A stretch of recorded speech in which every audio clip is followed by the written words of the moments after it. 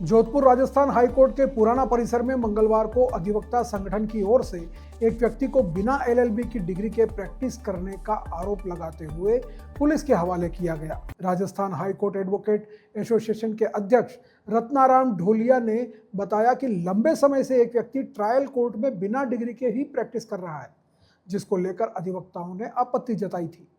इसके बाद एसोसिएशन की ओर से प्रैक्टिस करने के लिए मना कर दिया गया, लेकिन उसके बावजूद आज भी एनआई एक्ट कोर्ट में प्रैक्टिस के लिए जा रहा था तो उसको रोक लिया गया और अधिवक्ताओं द्वारा नाराजगी जताते हुए उदय मंदिर पुलिस के हवाले कर दिया गया।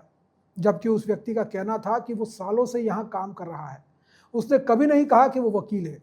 कई लोग उसके पास आते हैं, उनका काम करवाता है।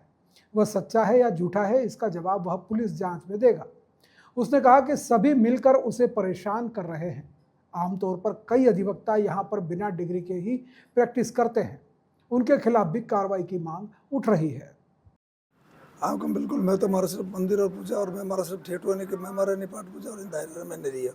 दूसरा में हमारा कोई भी छोटा मोटा काम है तो ये चीज़ कर लिया, बाकी वाली चीज़ों कोई नहीं। और आपसे दाऊद निकालना रास्ता नहीं है, परेशान करने पर उतर आपने वकालत कर रखी है, बता रहे आप तो आपके पास डिग्री नहीं है। नहीं होगा। मैं वकालत दिया तो मेरे फादर साहब के समय से डॉक्यूमेंट्स थे मेरे, इधर उधर को सारे गुम हो गए। उसके बावजूद भी मेरा आपस में घर की माथा पड़ी जाना नहीं, सिर परेशान। और ये इनको कोई भी काम कराओ, जब किसी दायरे के अंदर मैं हूँ भी नहीं, उसके बावजूद मुझे परेशान करने पर उतर आपसे दाऊद निकालने के लिए। जबकि ना तो कोई मेरे अंदर मांगता है, ना किसी का लेना, ना किसी का देना है, ना कुछ नहीं है। कितनी फाइलें आपके पास? मेरे पास अभी तक कोई एक भी फाइल नहीं होगा।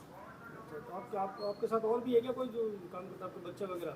नहीं हुक्म कोई नहीं मेरे पास। मेरे साथ टीना नाम किसका? टीना नाम? सीधी बात हो तो मेरी बच्ची वो मेरा अपना ससुराल है, कोई लेना नहीं देना नहीं, कोई कुछ नहीं। अच्छा, तो यहाँ पे कोई कारण क्या हुआ आपको? इनको ये सिर्फ परेशान इसलिए करे साहब, कोई भी अगर सीधी बात में मेरे हाल में मत तो काम रहता हूँ साहब, आप काम मुझे दिया करो।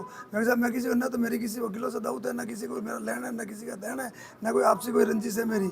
और सिर्फ बिगर फालतू होगा करके वो साहब ये अपना काम पे काम क्यों कर रहे हैं।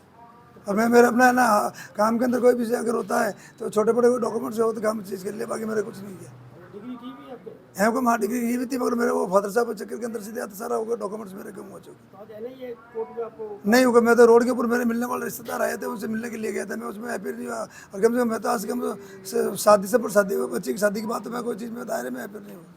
मैं कोई लेना मेरा देना नहीं, और सिर्फ फालतू होता है निकालने के लिए परेशान करने पर होता। क्या नाम आपका? मेरा नाम भवानी सिंह शुक्ला, मैं जाति से ब्राह्मण हूँ।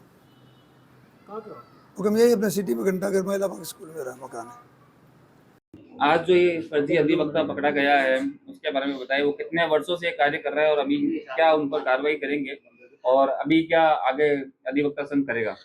राजस्थान हाईकोर्ट एडवोकेट एसोसिएशन को आज संज्ञान में आया कि इस परिसर में कई ऐसे व्यक्ति हैं जो फर्जी वकील बन के कोर्ट में जाके पैरवी कर रहे हैं, और ये एसोसिएशन इस मामले को गंभीर से लिया।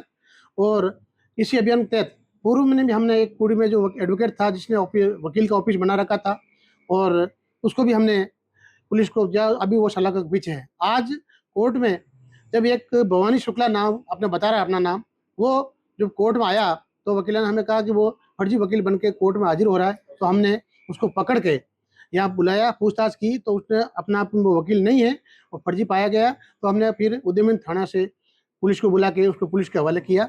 और आगे भी जो एसोसिएशन या परिसर में जो फर्जी वकील बन के, फर्जी जमानती बन के जो अपना ये जो गलत कार्य कर रहे हैं, तो उसको एसोसिएशन उस पर बहुत गंभीर है और आगे ये अभियान के रूप में इसको चलाया जाएगा।